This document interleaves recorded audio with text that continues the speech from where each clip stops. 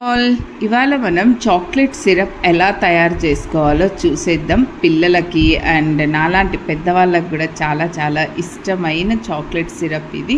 So దీన్ని store bat కాకుండా ఇంట్లోనే ఎలా తయారు చేసుకోవాలో చాలా ఈజీ ప్రాసెస్లో ఇవాళ చూసి నేర్చేసుకుందాం. దీనికోసం అయితే ఫస్ట్ మనం ఒక హాఫ్ కప్పు వాటర్ తీసుకోవాలి.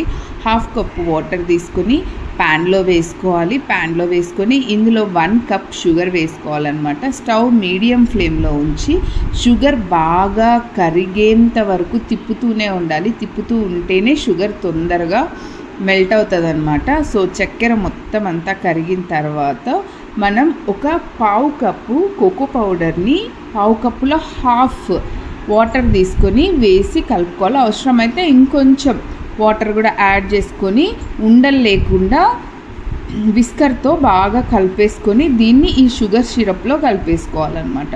సో కలిపేసుకొని దీన్ని బాగా తిప్పుతూ అడుగంటకుండా ఉంటలు కట్టకుండా తిప్పుకుంటూనే ఉండాలి.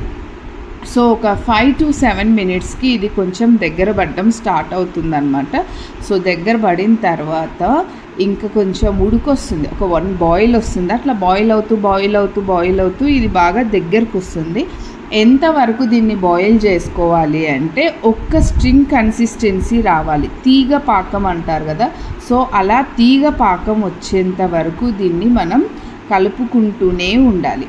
సో తీగ పాకం వచ్చింది అంటే ఇది మనకు రెడీ అయినట్టే. ఇలా తీగ పాకం రావాలన్నమాట. సో తీగ పాకం వచ్చిన తర్వాత ఒక 1 స్పూన్ సిట్రిక్ యాసిడ్ వేసుకొని మనం కలుపుకొని వెంటనే స్టవ్ ఆఫ్ చేసేసుకొని ఒక్కసారి మొత్తం అంతా కలిపేసుకుంటే మొత్తం ఆ వాటర్ బబుల్స్ అనేవి లేకుండా మొత్తం అన్నీ డిసపియర్ అయిపోతాయి అన్నమాట. సో ఇది మొత్తం ఇలా కలిపేసుకొని ఉంచుకుంటే మనకు రెడీ అయిపోయినట్టే. సో దీన్ని చల్లారిన తర్వాత మనం ఎయిర్టైట్ కంటైనర్లో పెట్టుకొని ఫ్రిడ్జ్లో కానీ బయట కానీ స్టోర్ చేసి ఉంచుకోవచ్చు. చాలా చాలా ఎమ్మీగా ఉంటుందండి, చాలా రుచిగా కూడా ఉంటుంది. మీరు కూడా ట్రై చేయండి, చాలా బాగుంది. మా ఇంట్లో అయితే అందరికీ నచ్చింది, మీరు కూడా ట్రై చేయండి. ఇదండి చాక్లెట్ సిరప్ మనం ఇంట్లో తయారు చేసుకునే విధానం. నచ్చితే please like and subscribe. Bye bye.